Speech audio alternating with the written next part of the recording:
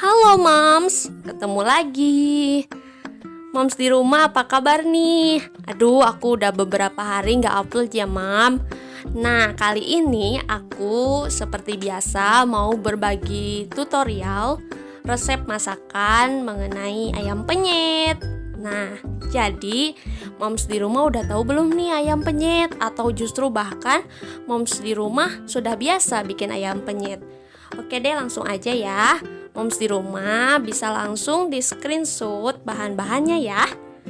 Yang pertama, kita goreng dulu bahan sambalnya dengan api yang sedang cenderung kecil ya Moms.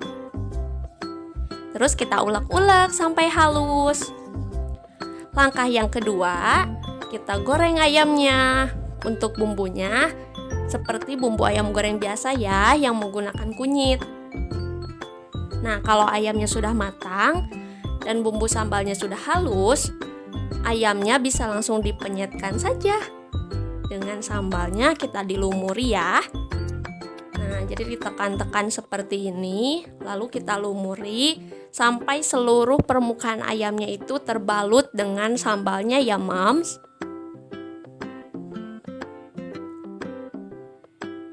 Nah, jadi seperti ini ya.